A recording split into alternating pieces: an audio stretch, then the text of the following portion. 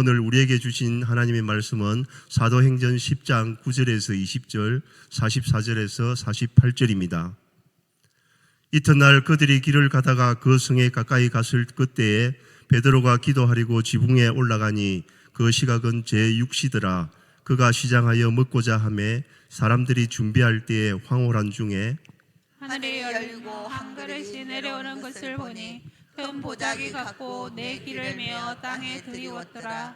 그 안에는 땅에 있는 각종 네 발 가진 짐승과 기는 것과 공중에 나는 것들이 있더라.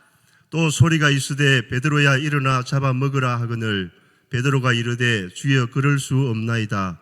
속되고 깨끗하지 아니한 것을 내가 결코 먹지 아니하였나이다 한데 또 두 번째 소리가 있으되 하나님께서 깨끗하게 하신 것을 내가 속되다 하지 말라 하더라. 이런 일이 세 번 있은 후 그 그릇이 곧 하늘로 올려져 가니라. 베드로가 본 바 환상이 무슨 뜻인지 속으로 의아해 하더니 마침 고넬료가 보낸 사람들이 시몬의 집을 찾아 문 밖에 서서 불러 묻되 베드로라 하는 시몬이 여기 유숙하느냐 하거늘 베드로가 그 환상에 대하여 생각할 때에 성령께서 그에게 말씀하시되 두 사람이 너를 찾으니 일어나 내려가 의심하지 말고 함께 가라. 내가 그들을 보내었느니라 하시니 베드로가 이 말을 할 때에 성령이 말씀 듣는 모든 사람에게 내려오시니 베드로와 함께 온 할례 받은 신자들이 이방인들에게도 성령 부어 주심으로 말미암아 놀라니 이는 방언을 말하며 하나님 높임을 들음이로라. 이에 베드로가 이르되 이 사람들이 우리와 같이 성령을 받았으니 누가 능히 물로 세례 베품을 금하리요 하고 명하여 예수 그리스도의 이름으로 세례를 베풀라 하니라. 그들이 베드로에게 며칠 더 머물기를 청하더라. 아멘. 오늘 말씀 우리가 함께 나누려고 합니다. 오늘은 4월 설교 시리즈 마지막 주간입니다. 다시 살아서 경계를 넘다의 마지막 이야기는 경계가 사라지다 라는 제목으로 함께 말씀 나누겠습니다. 지난주에 우리는 주님이 더하셨다라는 제목으로 함께 말씀 나누었습니다.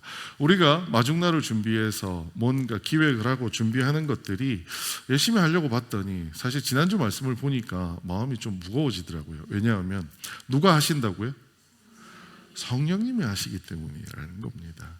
베드로라고 하는 걸출한 인물처럼 우리는 알고 있지만 사실 예수님께서 십자가에 못 박혀로 갈 때 예수님을 3번이나 부인했던 자입니다.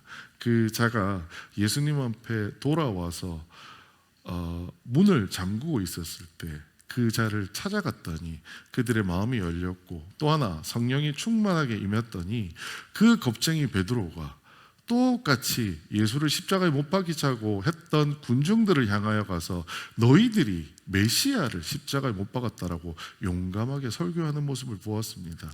저는 아무리 본문을 읽어봐도 그게 베드로가 갑자기 용감해져서 했다가 아니라 누가 하셨다고요? 성령님이 베드로를 운행하셨다라고 생각이 하게 되었습니다. 또 하나 그 말씀을 들은 사람들도 마음에 찔려 했다라고 성경에 기록하고 있는데요. 지난주도 말씀드렸지만 군중으로 있을 때 그 군중 심리는 누군가가 나에게 잘못된 것을 지적하게 되면 그 사람을 끌어내리는 게 일반적인 군중 심리인데 성령님께서 그 군중에 먼저 들어가시다 보니 그들이 마음에 찔려서 하루에 3,000명이나 복음을 들고 오게 된 것을 우리는 볼 수 있었습니다. 또한 성령을 통하여 만들어진 새롭게 구성된 공동체 속에서 그들은 단지 마음만 주고받는 교제가 아니라 실질적인 물건들을 주고받는 교제를 하는 모습들을 볼 수 있었습니다. 자, 이제 그러면 우리가 기대해야 될 건 뭐죠? 마중날을 준비하기 위해서 우리가 기대해야 될 것 하나밖에 없지 않나요? 성령 충만함만 있으면 되는 거 아닌가요? 다른 게 뭐가 필요한가요? 그런데 신기한 게 사도행전에는 2장 성령 충만함만 있는 게 아니라 또 다른 말씀이 있더라고요. 성령 충만함을 받은 베드로조차도 해결하지 못한 문제가 있었습니다. 그 문제를 해결하시는 하나님을 오늘 말씀을 통하여 한번 살펴보면서 우리도 오래 믿었잖아요. 우리도 성령의 충만함을 받은 자들이잖아요. 우리에게도 그 문제가 없는지 한번 점검해 볼 수 있으면 좋을 것 같습니다. 여러분 앞에 사진 보이시죠? 누구로 보이세요? 네. 뭐 쓰고 있나요? 비니. 네. 그냥 저는 모자라고 생각. 모자 쓰고 있습니다. 여러분 주일날 누군가가 여기에 모자를 쓰고 와서 앉아서 예배를 드리고 있다. 여러분 마음이 어떨 것 같으세요? 전통적인 예배의 예절에는 모자는 예배 시간에 어떻게 해야 돼요? 벗어야 됩니다. 여러분 마음에 좀 불편함이 있으실 거예요. 모자 쓴 누군가가 나타난다면. 근데 조금 더 들어가 보겠습니다. 어떤 분은 충격받으실 수도 있는데요. 이렇게 보면 문신하신 분이 나시를 입고 문신을 드러낸 채 예배에 참석했습니다. 여러분 어떨 것 같으세요? 이렇게 여쭤볼까요? 그래도 되나요? 그래도 되나요? 아유, 감사합니다. 여기저기서 예라는 말씀이 나오는데요. 여러분 사실 마음에 어떤 마음이 드세요? 불편하지 않으세요? 네. 우리가 알고 있는 교회라는 곳은 뭔가 정결하고 뭔가 깔끔하게 갖춰서 이렇게 와야 되는 것처럼 우리는 생각되기 쉽습니다. 저는 사실 얼마 전에 이런 실제 이야기를 들었습니다. 어떤 분이 교회에 나오셨는데 이분은 평소 직업의 특성상 양복을 가지고 있지 않으시답니다. 근데 교회를 딱 왔더니 모든 남자들이 다 양복에 넥타이를 메고 있는 거예요. 그래서 그분이 물론 그분한테 아무도 양복을 안 입으셨네요 라고 말은 안 하셨어요. 그런데 자기도 모르게 양복 안 입으면 못 오는 데인가 봐 라는 생각을 하기 시작하셨고, 어느 때부터인가 내가 양복이 없어서 교회 못 갈 것 같아 라는 핑계가 생겼다라는 말씀하시는 것을 들었습니다. 여러분 뭐가 맞을까요? 양복을 입고 교회에 오는 게 맞을까요? 양복을 안 입고라도 교회에 오기만 하면 되는 걸까요? 이 이야기들이 참 우리로 하여금 힘들게 만드는 이야기들이 있습니다. 사실 저는 이거를 오늘 이 단어 좀 조심스럽긴 합니다만 이 단어로 설명해 보고자 합니다. 뭐냐 하면 전통이라는 겁니다. 여러분 전통이 뭔가요? 전통은 오랫동안 그렇게 하기로 공동체가 약속한 어떤 규칙 같은 겁니다. 여러분 전통은 나쁜 건가요? 아닙니다. 전통은요 좋다라고까지는 못하겠지만 최소한 편리한 겁니다. 제가 오늘 말씀을 전하기 위해서 평소 같았으면 주일날 내려오면 간단합니다. 그냥 양복 입으면 됩니다. 근데 이번 주는 특별히 양복을 안 입겠다라는 작정을 하고 어제 집에서 내려오기 전에 제 옷 뭘 입어야 될지 옷장을 문을 착 열었습니다. 난감하더라고요. 뭘 입어야 되지? 여러분 양복 입는 게 남자분들 훨씬 더 편하시죠? 양복을 안 입으면요 너무너무 힘들더라고요. 바지는 뭘 입어야 되지? 위에는 뭘 입어야 되지? 막 고르다 한 30분 골랐어요. 저희 아내가 저 나온 다음에 집 치우느라고 고생했을 겁니다. 옷을 다 꺼내놔가지고 셔츠를 스트라이프를 입을까? 아닌 것 같은데. 그래서 결국 고른 게 이거예요. 체크 무늬 셔츠에 민자, 여러분 잘 아시죠? 곤색, 전혀 이상해 보이지 않는 입고 왔습니다. 사실 전통은 편리한 것입니다. 그런데 그 전통이 어떻게 만들어졌는지를 우리 솜솜히 한번 뜯어볼 필요가 있습니다. 전통은 어떻게 만들어졌을까요? 저는 전통이 만들어진 것의 근간 안에 창세기 말씀을 좀 소개를 드리고자 합니다. 창세기 3장 5절에 너희가 그것을 먹는 날에는 선악을 알게 되리라. 그것이 뭐예요? 선악과입니다. 선악과를 먹었더니 뭐를 알게 돼요? 선악이라는데 이 선악이 뭐냐면 좋고 나쁨을 알게 되었다는 겁니다. 원래 좋고 나쁨을 결정하는 건 누구셨어요? 하나님 한 분이셨어요. 그런데 인간이 선악과를 따먹고 나서부터는 좋고 나쁨을 누가 결정해요? 사람들이 결정하게 되었다는 거예요. 적어도 좋은 거는 둘째치고 싫은 것에 대한 테이스트는 이제 명확해졌습니다.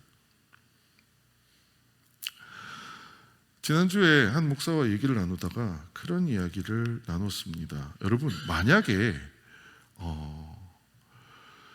우리가 조선시대에 태어났다면, 그리고 여러분 이 복장 그대로 조선시대에 예배를 드리러 갔다면 여러분 그 예배당에 들어갈 수는 있었을까요? 못 들어갑니다. 첫 번째, 왜요? 어디서 감히 어버이께서 주신 머리카락을 잘라요. 두 번째 뭐예요? 제가 찾아봤어요. 여러분, 갓을, 옛날 사람들 갓 쓰고 다녔습니다. 갓을 왜 썼는 줄 아세요? 머리가 불결한 거라고 생각했어요. 그래서 불결한 걸 가려야 됩니다. 그런데 여러분, 갓 쓰고 오신 분 계세요? 여기? 없으시죠? 그 다음에 그 당시 사람들에게 가장 익숙한 옷이 뭐예요? 한복. 여기 다 양놈들 옷 입고 있잖아요 지금. 여러분, 받아들여지시겠어요? 그 예배당에 들어가지도 못할 겁니다. 모자에 대해서 제가 알아봤어요. 왜 모자를 예배 시간에 벗으라고 했을까? 한국의 교회의 문화가 전파된 것은 미국 선교사를 통해서입니다. 미국 선교사들은 그들이 동경하는 문화가 있었는데 어느 문화일 것 같으세요? 유럽의 문화입니다. 유럽에는요, 어떤 귀족들 간의 문화가 있었냐면 실내에 들어가면 모자를 어떻게 해요? 벗는 것이 예의입니다. 예전에 월트 디즈니라는 그 만화에도 보면 나옵니다. 어느 실내에 들어갈 때 모자를 자꾸 벗기는 거예요. 근데 그 들어간 사람 내 모자를 왜 자꾸 벗기는 건데 설명은 안 해주고 모자만 벗기는 거예요. 왜요? 그게 전통이니까요. 지금 우리에게는 그게 전통이 되어서 우리한테 있는 것들이 생각보다 많이 있습니다. 근데 놀라운 게 뭔지 아세요? 우리는 그게 전통인 줄도 모르고 있습니다. 그렇지 않나요? 전통인 줄도 모르고 있습니다. 그런데 그 전통으로 인하여 하나님의 일이 방해되는 사건이 벌어졌습니다. 어디에서냐 하면 바로 사도행전 10장에서입니다. 오늘은 원래 성경을 읽어보시면 고넬료의 이야기에서 먼저 출발하는데요. 오늘은 우리가 베드로의 입장에서 조금 이해를 하다 보니 베드로의 이야기로 출발을 하려고 합니다. 어느 날 베드로가 성령 충만하여 전도했더니 하루에 3,000명씩 돌아오는, 그 다음에 가서 막 고문도 당하고 다시 막 기적적으로 감옥에서 이렇게 나오기까지 하는 여러 가지 기적적인 체험을 한 다음에 어느 날 잠을 자고 있었어요. 근데 꿈속에 하늘이 열리며 한 그릇이 내려오는 것을 보니 큰 보자기 같고 뇌 기퉁이를 메어 땅에 들이웠더라. 그 안에는 땅에 있는 각종 네 발 가진 짐승과 기는 것과 공중에 나는 것들이 있더라. 또 소리가 있을 때 베드로야 일어나 잡아먹어라 하거늘. 꿈속에 하늘에 이상한 보자기 같은 게, 여기 사진처럼 보자기 같은 게 있는데 그 안에 막 짐승들이 타고 있는 거예요. 그게 내려왔어요. 근데 하늘에 하나님의 음성이 들립니다. 뭐라고 하세요? 잡아먹어라 라고 얘기한 거예요. 여러분 같으면 어떻게 하실 것 같으세요? 잘 먹겠습니다 하고 꿈속에서 먹지 않을까요? 근데 이 당대에 우리가 전통을 알아야 되는 게 있습니다. 유대인에게 가장 중요한 전통이 있었습니다. 그게 뭘 것 같으세요? 율법이라는 전통이 있었습니다. 근데 그 율법에는 먹으면 안 되는 음식이 매우 구체적으로 정리가 되어 있었습니다. 그런데 공교롭게도 베드로의 꿈속에 나타났던 저 보자기에 타고 있었던 음식들은 율법에서 금지한 음식들이었습니다. 그런데 지금 누가 말씀하신 거예요? 하나님이 말씀하신 거예요. 베드로가 지금 어떤 상황에 있다고요? 하나님이 베드로를 통해서 기적적인 3,000명씩 돌아온 일들을 매일매일 경험하고 있는 상황입니다. 자, 그런 상황에서 하나님이 베드로에게 명령하시듯 말씀하셨어요. 잡아먹어라.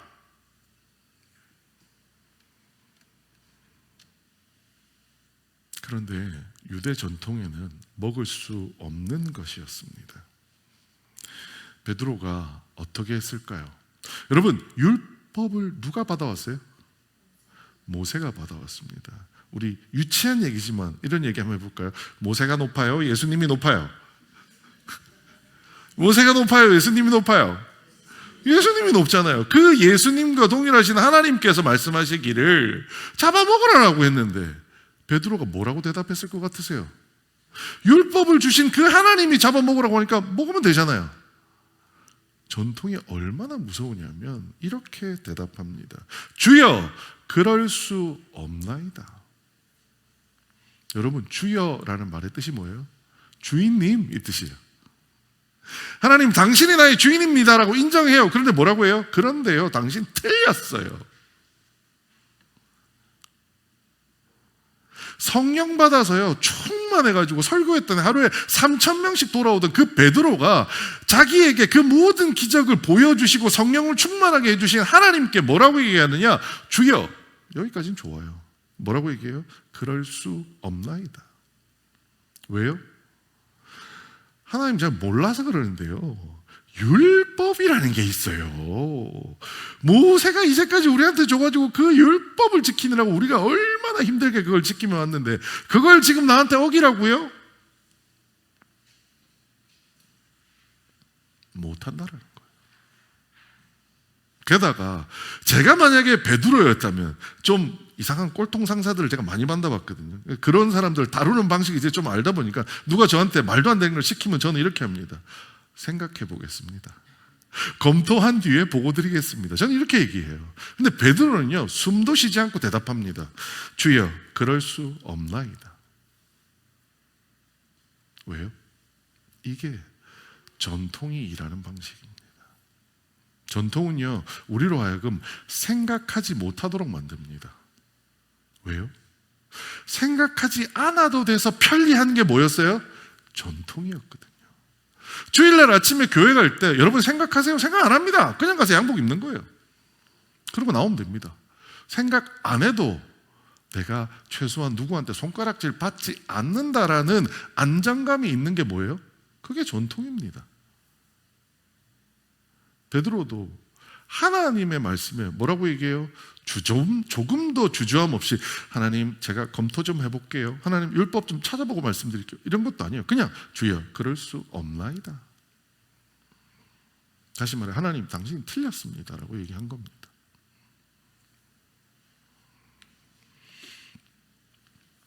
심지어 본문을 읽어보시면요, 무려 하나님은 3번이나 꿈속에서 베드로에게 말씀하십니다.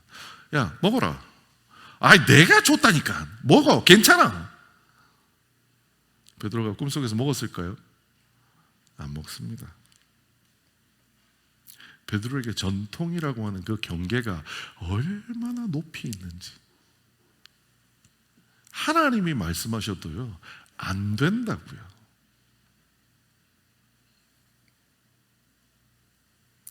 성령 받아서 성령 충만해져도요, 베드로 안에 그 경계는 없어지지 않더라라는 겁니다. 여러분, 우리는 어떤가요? 초대교회에 계신 성도님들은 신앙생활 잘 하시는 분들입니다.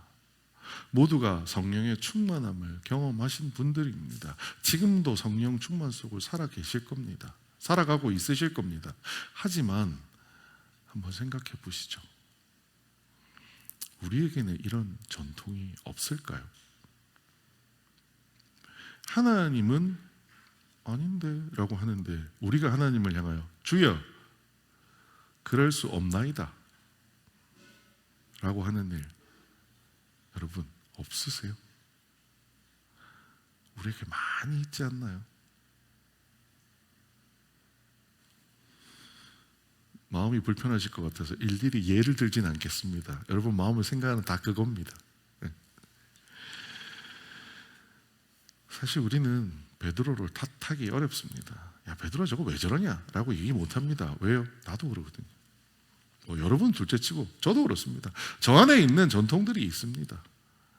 저 안에 있는 저만의 선악에 대한 기준들이 있습니다. 하나님 그러시든 말든 내 안에 있는 선악이 있다라는 겁니다.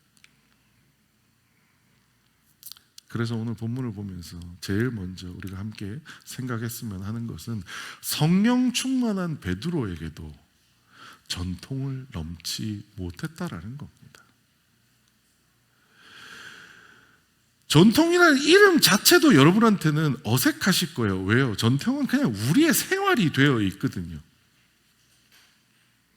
그것이 당연하게 된 우리한테 마치 우리는 그 전통은 변하지 않는 진리인 것처럼 착각하기 쉽습니다. 교회에 들어오면 모자를 벗어야 돼. 교회에서 문신한 사람은 문신을 가려야 돼. 온갖 여러 가지 이유들이 있을 겁니다. 하지만 전통은 불변하는 것이 아님에도 우리로 하여금 전통이 깊어지고 높아지니 우리로 하여금 어떻게 만드느냐? 불편하게 만듭니다. 여러분이 지금 누군가 여기에 모자를 쓰고 있는 사람을 보고 마음이 불편해진 거 여러분 탓 아닙니다. 누구 탓이에요? 전통 탓입니다. 성령 충만해도요, 그 전통이 우리를 옥죄는 것은 어쩔 수 없는 것 같습니다. 왜요? 베드로 보면 알잖아요.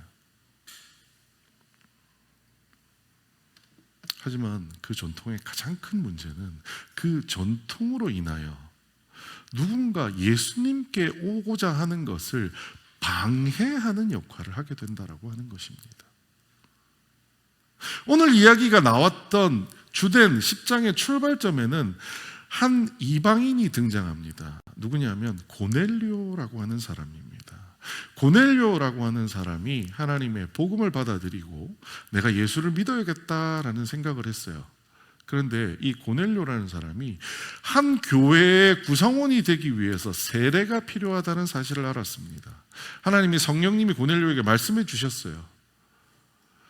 그리고 하나님은 베드로에게 가서도 성령으로 일하게 하신 거예요. 꿈에 보여주셨습니다. 그런데 베드로는 꿈속에서 3번 하나님이 야 부정하지만 먹어라, 내가 정하다고 한 걸 네 마음대로 부정하다고 하지 마라 라는 이야기를 했음에도 불구하고 베드로가 잠에 깨어서 하나님이 그렇게 말씀하셨으니까 하나님 뜻대로 살아야지 라고 생각했을까요? 오늘 본문에 이렇게 나옵니다. 베드로가 본 바 환상이 무슨 뜻인지 속으로 의아해하더니 마침 고넬료가 보낸 사람들이 시몬의 집 앞에 찾아 문 앞에 서서 불러 묻되 베드로라 하는 시몬이 여기 유숙하느냐 하거늘 속으로 어떻게 해요? 의아해했다고요. 베드로는 여전히 하나님의 말씀을 알아듣지 못했어요. 설마 내가 믿는 하나님이 율법을 어기라고 하시는 거야? 그럴 리는 없잖아.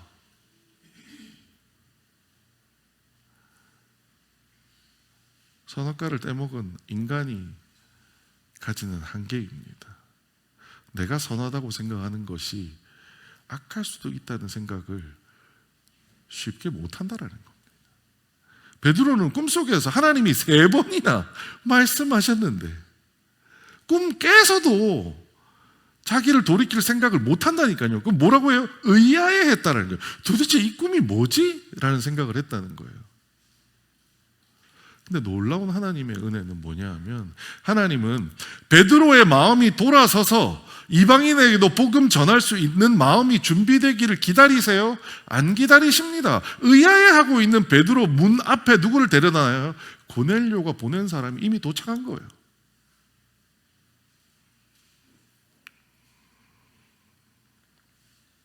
고넬료의 집에 베드로가 따라갑니다. 하지만 집에 따라간 베드로 마음속에도 거기까지 갔으면서도 베드로의 마음은 편하지 않았던 것 같아요. 다른 유대인들을 향해서 베드로가 고넬료의 집에 가서 이렇게 얘기합니다. 이르되 유대인으로서 이방인과 교제하며 가까이 하는 것이 뭐하다고요? 위법인 줄은 너희도 알거니와. 지금 베드로가 뭐 하고 있다고요? 위법한 일을 하고 있다라는 거예요. 자기 전통에 허락하지 않는 일을 하고 있다라는 거예요. 아직 이 말을 한 이유가 뭐예요? 베드로도 나 지금 범법, 죄를 저지르고 있는 거 아니야? 라는 생각을 계속 가지고 있다라는 거예요.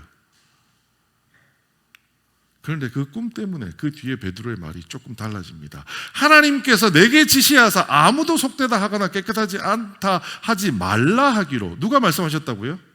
하나님이 말씀하셨기 때문에 내가 생각할 때는 이거 범법이야, 이거 위법이야. 하지만 하나님이 속되다 하거나 깨끗하지 않다 하지 말라고 하셔가지고 내가 지금 어떻게 해요? 억지로 와 있다라는 거예요. 베드로가 결단해서 하나님 나 이제 이방인들에게 복음을 전하겠습니다 결단한 거 아니에요. 바울은 그렇게 했는지 모르겠지만 베드로는 아닙니다. 베드로는 못하겠다라고 선언한 거예요. 그리고 온 것도 결단해서 온 것이 아니라 어떻게 왔다고요? 끌려온 거예요. 와서까지도 모르겠다라는 거예요. 하나님이 하라니까 하는 건데 나는 이거 위법이라고 생각해. 그게 베드로의 마음이었습니다. 전 솔직히 이 대목에서 하나님께 유레카가 아니라 할렐루야를 외쳤습니다. 왜요? 저 지난주에 마중날 기획한 거를 약간 후회했거든요. 왜요? 그 성령이 충만하게 하시면 다 될 건데 굳이 뭐 마중날 이런 걸 기획해가지고 피곤하게 말이야. 네? 근데 오늘 본문 보니까 뭐가 필요해요? 하나님의 관건적인 인도하심이 필요하다는 겁니다. 우리의 마중날도 여러분을 조금 불편하게 해드리는 건데요, 그게 내 집 앞에 찾아온 고넬료와 같은 일이 되기를 주님의 이름으로 축복드립니다.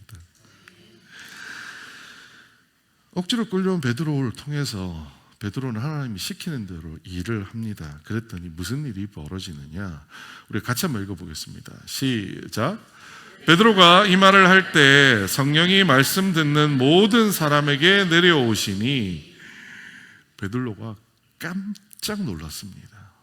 이 말을 할 때 성령이 말씀 듣는 모든 사람에게 내려왔다는 겁니다. 여러분, 이거는요 신약 성경에 딱 한 번밖에 등장하지 않는 아주 특별한 사건입니다. 왜냐? 그 당시에 유대인들에게 복음이 전파될 때는 표준화된 전통적 프로세스가 있었습니다. 첫 번째가 뭐예요? 복음이 들어갑니다. 두 번째는요, 그 복음을 듣고 회개합니다. 회개한 사람들에게 뭘 줘요? 세례를 줍니다. 그래서 교회 공동체로 들어옵니다. 그리고 나서 뭘 해요? 성령이 부어지는 거예요. 누가 그랬어요? 베드로가 그랬어요. 누가 그랬어요? 베드로와 함께 예수님의 십자가 지심을 목도했던 제자들이 다 그러했던 거예요. 그때만 해도 베드로가 나가서 전도했을 때 하루에 3,000명씩 돌아온 것도요, 여러분 순서 잘 보시면 회개하고 세례받고 성령 받았다라는 거예요. 그런데 이 집에서만 특별하게 세례도 주기 전에 성령이 오셨다라는 거예요. 그런데 더 놀라운 게 뭔지 아세요? 말씀 듣는 모든 사람에게 성령이 왔다는 겁니다. 하나님이 선택하신 고넬료 한 사람에게 내려왔다면 뭐 그것도 인정할 만해요. 그런데 그 자리에 누가 있었을까요? 고넬료의 가족, 고넬료의 종들, 고넬료의 노예들, 이 모든 사람이 모여 있는데 그들 모두에게 성령이 내려왔다라는 거예요. 베드로는 머리에 충격을 받은 거예요. 하나님, 이럴 수가 있어요? 우리 전통에 이방인은 뭐가 없어요? 구원이 없는데.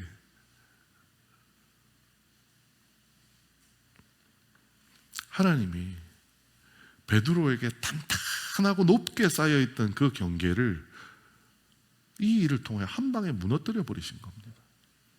그냥 그거 틀렸어. 네가 생각하는 선악이 아니야. 선악은 누가요? 하나님이 결정하는 거야 라고 말씀하셨다라는 겁니다. 그 성령 받은 모습을 본 베드로가 이제 드디어 마음이 바뀝니다. 이 사람들이 우리와 같이 성령을 받았으니 누가 능히 물로 세례 베품을 금하리요 하고, 그들이 성령 받은 모습을 봤더니 누가 선택한 거예요? 하나님이 선택해 주신 거예요. 여러분, 우리가 4월 초에 세례식 하면서 이런 말씀 드렸습니다. 세례는 두 가지 의미가 있습니다. 하나는 세례자와 하나님 사이의 관계예요. 또 하나는 뭐예요? 공동체, 교회 공동체 안에 들어온다는 의미가 있습니다.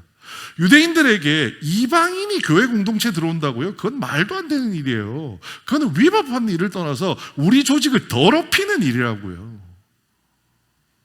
그런데 누가요?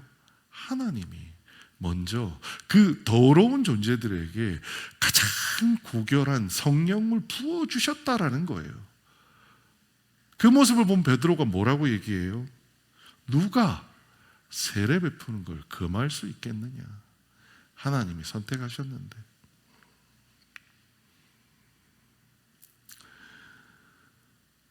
우리 스스로가 이것이 우리의 전통이다라고 알아채는 것도 어렵습니다.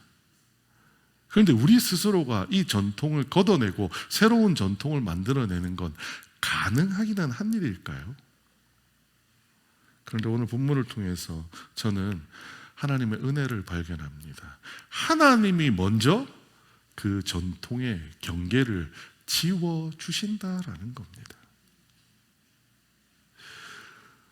여러분, 우리가 전도하고자 하는 대상에 대해서 한번 생각해 보시죠. 여러분 생각하기에 그분들이 아직 준비 안 된 거 아닌가? 그런 사람이 교회에 오면, 제가 그 얘기 들었어요. 머리 노랗게 염색했는데 교회 오면 참 볼상스럽겠다, 이런 얘기 하시는 거 들었습니다. 여러분, 괜찮습니다. 머리가 노래도 괜찮고요, 몸에 문신으로 덕지덕지, 저 홍대 갔더니 얼굴에 문신한 사람도 봤습니다. 괜찮습니다. 네. 제가 외대교회라는 곳에 가서 예배를 드린 적이 있습니다. 대학생들이 오는 예배입니다. 찬양 시간이 되었어요. 학군단 그 수업하는 강의실에서 예배를 드리는데 어떤 여자 학생이었어요. 핫팬츠 아시죠? 짧은 거. 짧은 핫팬츠에 나시 하나를 입고, 제가 도저히 그 친구를 시선을 둘 수가 없는, 그 친구가 딱 앉았다가 찬양이 시작되니까요 벌떡 일어납니다. 그러더니 춤을 추기 시작하는데요, 그 춤이 그냥 우리가 아는 워십 댄스 이런 게 아니고요, 옛날 그 나이트 클럽 가면 볼 것 같은 흐느적흐느적하는 이런 춤을 추는 거예요. 그래서 보고 충격을 받아가지고 뒤에서 저거 뭐 어떡하지 저거 막 다 헐벗은 여자분이 막 춤을 추는 걸 보는데 너무너무 힘들었어요. 그랬는데 예배가 끝나고 나서 그 교회 담임하는 목사님한테 가서 여쭤봤습니다. 목사님, 그때 목사님 이미 알고 있어요. 아마 그 자매 때문에 충격 받으셨죠? 예. 목사님, 그 친구 어떤 분인 줄 아세요? 제가 뭐 누군지 모르시니까 상관없을 것 같은데, 그러니까 정말 밑바닥까지 갔던 친구예요.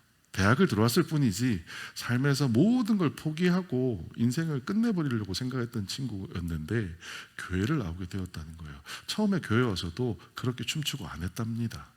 근데 어느 날 성령을 받은 거예요. 마음에 너무 기쁨이 넘치는데 이 친구가 어떻게 해야지 이 기쁨을 표현할 줄을 모르는 거예요. 그러다 보니 자기가 배운 게 뭐예요? 나이트 가서 춤추는 것밖에 없었던 거예요. 그래서 거기서 그 나이트 춤을 췄다는 거예요. 그런데 목사님이 끝나고 나서 얘한테 경고하려고 갔더니 얘가 막 눈물을 펑펑 흘리면서 나이트 춤을 추면서, 목사님, 내가 하나님이 나를 사랑하신 거 이제야 알았어요 라고 얘기했다는 거예요. 그런 친구한테 어떻게 그 춤을 그만 추라고 얘기할 수가 있어요? 하나님이 먼저 전통의 경계를 헐어주셨습니다. 그 친구에게도 먼저 하나님이 성령을 부어주셨더니 그 성령을 통해서 그러한 우리가 보기에는 불경스럽기까지 한 그 모습도 하나님을 사랑하는 모습으로 이해할 수 있게 만들어주는 것을 저는 볼 수 있었습니다. 우리가 마중 나간 이들도 마찬가지입니다. 그들은 우리가 생각하기에 부족할 수 있습니다. 또 마중날 되었을 때 누가 왔을 때 우리 눈으로 보기에는 저런 사람 교회 와도 되나? 이런 생각이 들 수도 있습니다. 하지만 괜찮습니다.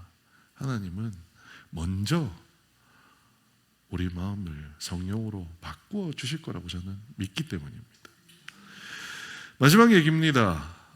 이렇게 복음이 전파된 게 아니라 성령이 우리의 전통을 깨워 놓았습니다. 사도행전 11장 읽어보시면요, 사실 사도행전 10장의 이야기에 화자만 바뀌었을 뿐 똑같은 얘기를 또 합니다. 왜냐? 베드로가 예루살렘에 올라갔을 때 할례자들이 비난을 했다는 거예요. 할례자가 누구예요? 유대인들이에요.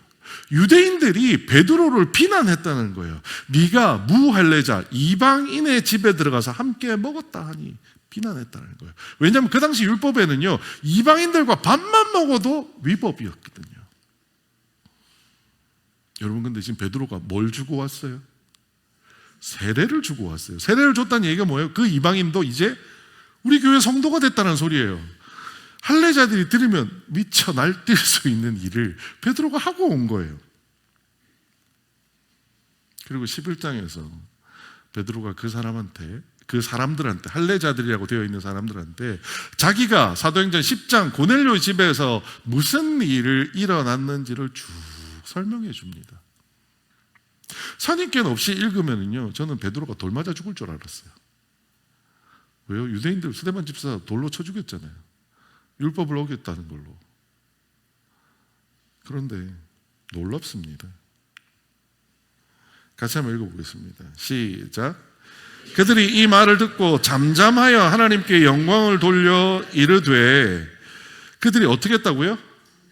잠잠했다는 겁니다. 여기 잠잠했다는 말에 원어를 찾아봤더니 뭐냐면 논쟁이 그쳐졌다라는 거예요. 여러분, 애지간히 싸울 일입니다. 이 일은요, 이방인한테 세례를 줬다고? 이건 파문당할 만한 일입니다. 근데 베드로가 자기에게 있었던 일을 그 유대인들한테 쭉 전했더니 어떻게 해요? 논쟁이 멈춰지고 하나님께 영광을 돌렸다라는 거예요. 전 이것 또한 사람의 일이 아니라고 생각됩니다. 누가 하신 거예요? 성령님이 그 듣는 유대인들 마음을 감동하셨기 때문에 가능한 일이라고 생각합니다. 베드로는 꿈을 꾸면서 3번이나 부인하고 고넬료 집에 찾아가서 성령이 임재한 것을 보고 나서야 믿었어요. 그런데 그 밖에 유대인들은 베드로의 그 말을 들은 것만으로 하나님께 영광을 돌렸다고 얘기합니다. 그들에게 그 전통의 경계가 무너져 내리는 역사가 있었던 거죠. 그런데 전통의 경계가 무너져 내리면은요, 그 자리가 텅텅 비어 있게 되느냐? 아니요. 반드시 하나님은 새로운 것으로 부어 주십니다. 그게 뭐냐? 이겁니다. 같이 한번 읽어보겠습니다. 시작. 그러면 하나님께서 이방인에게도 생명 얻는 회개를 주셨도다 하니라. 아멘. 하나님께서 누구한테도요? 이방인한테도 생명 얻는 회개를 주셨다라고 하는 것을 많은 예루살렘의 제자들이 깨닫게 되었다라는 겁니다. 이게 왜 놀라운 일인 줄 아세요? 여러분, 사도행전 10장까지 대부분의 제자들은 어디에서 누구에게 복음을 전했느냐? 예루살렘에서 유대인에게만 복음을 전했습니다. 왜요? 그들의 전통 안에서 이방인은 지옥의 불쏘시개였거든요. 하나님은 만민에게 복음을 전하라고 얘기했건만 그들은 그들의 전통에 갇혀서 하나님의 사명 감당하는 것을 못하고 있었다라는 거예요. 하나님은 그들의 전통의 경계를 무너뜨려 주시고 새로운 경계를 세워주셨습니다. 이방인에게도 이제 구원이 있으니 가서 복음을 전하라라는 거예요. 그랬더니 제자들이 이제 움직이기 시작합니다. 어떻게 되느냐? 그 중에 구브로와 구레네 몇 사람이 안디옥에 이르러 헬라인에게도 말하여 주 예수를 전파하니. 사도행전을 나누어 보자면요, 10장과 그 이후로 나뉩니다. 10장까지는 뭐예요? 유대인에게 복음이 전해진 거예요. 11장부터는 이방인에게 복음이 시작되는데 유대인에게 복음을 전하는 본부가 어디였느냐? 예루살렘이었습니다. 이방인에게 복음이 전해지는 본부는 어디예요? 안디옥 교회입니다. 여러분, 안디옥 교회가 어떻게 생겼냐고요? 바로 그 고넬료에서 출발한 베드로를 통한 전통이 무너지는 효과가 제자들에게 일어났더니 그 제자들이 안디옥까지 가서 안디옥에 있는 헬라인에게 복음을 전하다 보니 안디옥이라는 교회가 세워졌다는 겁니다. 실제 우리는 사도행전을 통해 잘 알고 있습니다. 복음은요, 처음에 예루살렘에만 머물러 있었습니다. 예루살렘의 유대인에게만 머물러 있었습니다. 왜요? 전통 때문에요. 하나님은 성령을 부어주셨지만 전통에 가로막혀 사로잡혀서 전통의 경계를 넘지 못하는 백성들은 유대 밖으로, 예루살렘 밖으로, 유대인 외에 다른 이방인에게 복음 전하기를 거부하고 있었던 거예요. 그런데 하나님은 그 전통의 경계를 벗겨주셨습니다. 베드로를 통해서요. 그랬더니 어떻게 되나요? 그 제자들에게는 가서 베드로가 전하기만 했더니 그들의 마음에 새로운 전통이 생겨났습니다. 뭐요? 이방인에게도 구원이 있다라는 겁니다. 그래서 그들은 그 이방인들을 구원하기 위하여 안디옥이라는 곳까지 가서 복음을 전하게 됩니다. 그리고 마침내 그 안디옥 교회에서 바울 사도와 바나바가 선교 여행을 다니며 세계 복음화가 시작되는 겁니다. 그리고 마침내 그 복음이 어디까지 왔어요? 극동에 있는 대한민국 여기까지 도착하게 된 것입니다. 베드로가 나는 하나님 율법의 전통을 지키겠습니다라고 생각했다면 오늘 여기에 우리는 있을 수 없습니다. 물론 베드로의 책임은 아닙니다. 하나님이 하셔야 하는 거죠. 여러분, 우리가 가지고 있는 그 전통의 경계가 무너지면은요, 비로소 선교가 시작됩니다. 창원초대교회는 선교하는 교회라고 여러분 많이 들어보셨을 거예요. 지금까지 우리의 선교는요, 해외 선교를 중심으로 많이 일했었습니다. 하지만 이제 다시 돌아서서 국내 선교, 특히 우리가 속해 있는 이 동네를 선교하기 위하여 애쓸 때라는 생각입니다. 여러분 마음에 어떤 생각 드세요? 이 동네 선교할 만한 자들이 있나요? 맨날 얘기합니다만 옆집에 나는 국산차 타는데 우리 옆집에 벤츠 타고 다니는 사람을 내가 굳이 전도해야 되나? 여러분 이런 생각 가지고 있지 않으세요? 이제 우리 머릿속에 전통이 바뀔 때입니다. 야, 창원은 끝났어 이런 얘기하는 거 좀 많이 들었습니다. 아닙니다. 예루살렘은 끝났습니다. 유대인들이 하루에 3,000명씩 돌아왔는데 뭐 얼마나 더 전도할 게 남았겠어요. 그 끝난 곳에서 뭐가 시작돼요? 이방인을 향한 전도가 시작되는 겁니다. 여러분 창원에 아직 복음 전할 때 많습니다. 그곳을 우리가 나가기 위해서 우리에게 뭐가 필요해요? 우리 안에 혹시나 열심히 믿겠다며 세워졌던 전통의 경계가 있다면 이제 그 전통의 경계가 성령님을 통하여 허물어지기를 주님의 이름으로 축원합니다. 말씀을 정리하겠습니다. 성령 충만한 베드로도 전통을 넘지 못했습니다. 우리만 그런 거 아닙니다.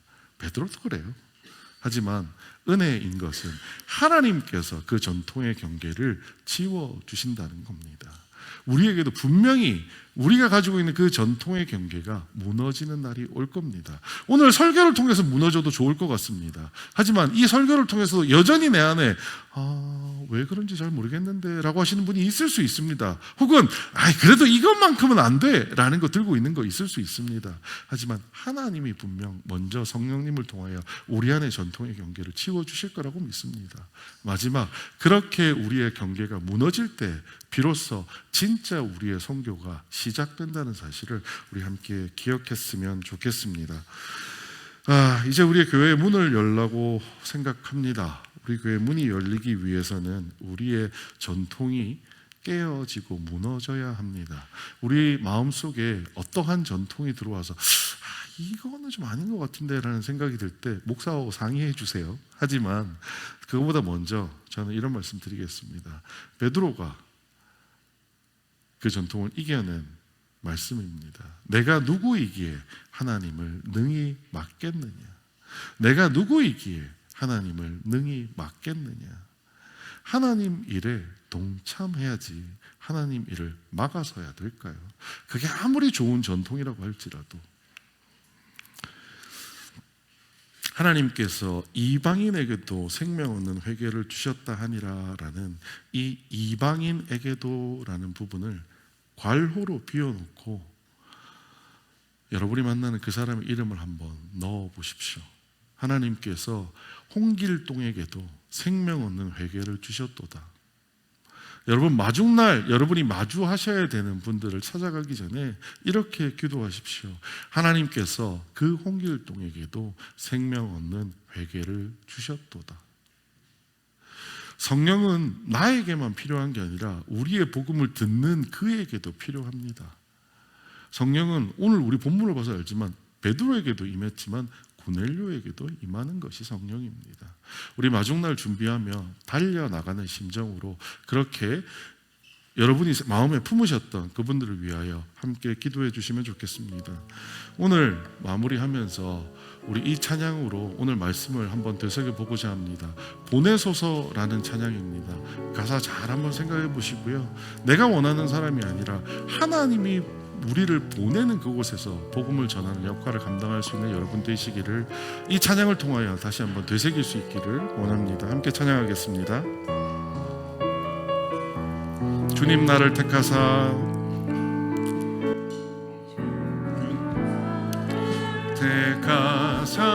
잃어버린 자에게 아버지의 사랑을 나누게 하시네.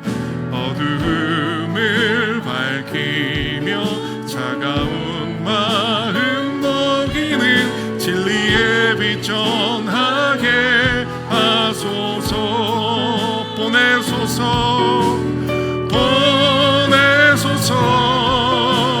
시련이 찾아올 때도 주님의 눈물 기억하게 하소서.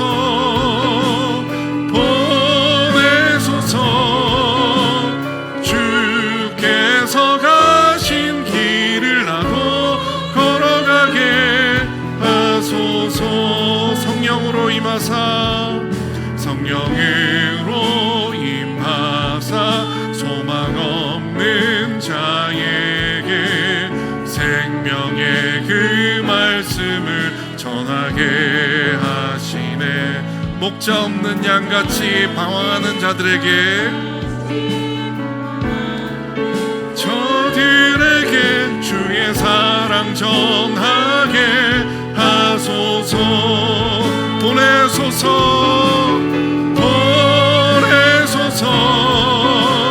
시련이 찾아올 때도 주님의 눈물 기억하게 하소서. 보내소서 주께서 가신 길을 나도 걸어가게 하소서. 보내소서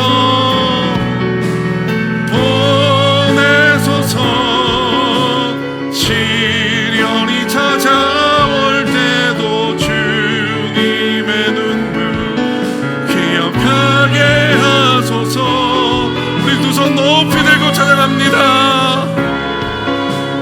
주께서 가신 길을 나도 걸어가게 하소서. 이 시간 우리를 그들에게 보내달라고 우리 한 목소리를 함께 기도로 나아가겠습니다. 살아계신 아버지 하나님 은혜를 감사합니다. 하나님 우리를 보내주시옵소서. 하나님 내가 전통으로 인하여 등한시하며 바라보지 못했던 저들을 오늘부터 우리 눈에 보여지게 하여 주시옵소서. 하나님 내 마음에 답답하고 갈급함으로 인하여 무시하며 지나갔던 그들을 향하여 저의 눈이 돌아갈 수 있도록 주님 우리를 도와주시옵소서. 하나님 나를 바꾸어 주시옵소서. 하나님 내 눈을 열어 주시옵소서. 하나님 내 마음을 다시 깨우쳐 주시옵소서. 하나님 내가 성령을 방해하지 않도록 주님 도와주시옵소서. 하나님 내가 성령에 가는 길을 열어드리는 자가 될 수 있도록 도와주시옵소서. 하나님 내가 내 입술을 통하여 성령이 전하는 그 복음을 내가 원하지 않는 자에게도 전할 수 있는 믿음을 허락하여 주시옵소서. 주님 우리를 붙잡아 주시옵소서. 하나님 마중날 우리가 나아가기 원합니다. 그곳에서 만나는 그들에게 하나님 성령으로 먼저 찾아가 주시옵시고 우리가 부족하게 전하는 그 말씀 속에서 그들이 성령으로 반응할 수 있도록 주님 도와주시고 하나님 그들이 성전을 찾아와 예배 드릴 때 하나님을 진정으로 만나 하나님 앞에 다시 한번 예배하는 예배자로 거듭날 수 있도록 우리 이 땅에 선교할 수 있는 초대교회가 될 수 있도록 우리를 바꾸어 주시고 우리를 인도하여 주시옵소서. 주님 도와주시옵소서. 주님 함께하여 주시옵소서. 모든 것 주님께 맡겨드리오니 주님 인도하여 주시옵소서. 아버지 하나님 함께하여 주시옵소서. 살아계신 아버지 하나님 은혜를 감사합니다. 우리에게 오늘 이렇게 은혜를 부어 주시니 감사합니다. 하나님, 우리가 원하는 것 한 가지입니다. 하나님, 우리에게 충만하게 부어주신 그 성령을 우리가 회방하지 않도록 주님 도와주시옵소서. 내가 가지고 있는 그 전통으로 인하여 성령께서 하고자 하는 일을 내가 막는 일이 일어나지 않도록 주님 도와주시옵소서. 우리에게 높이 쌓여 있는 그 전통의 경계를 하나님 성령을 통하여 다 허물어 주시옵소서. 그리고 우리 마음속에 새로운 전통을 세워 주시옵소서. 그리하여 우리를 통하여 초대교회뿐만 아니라 이 땅, 이 나라, 온 세계까지 하나님의 복음이 전파되는데 우리가 사용될 수 있도록 주님 인도하여 주시옵소서. 모든 말씀 예수님 이름으로 기도드렸습니다. 지금은 우리 주 예수 그리스도의 은혜와 하나님 아버지의 크신 사랑과 성령님의 감동 감화하심과 충만하심이 오늘도 함께 예배드린 저희 모두들 머리 위에 주께서 피로 값주고 세우신 초대교회 위에 우리가 곳곳마다 주의 이름으로 선교한 선교교회 위에 영원토록 함께 계시옵기를 간절히 축원하옵나이다.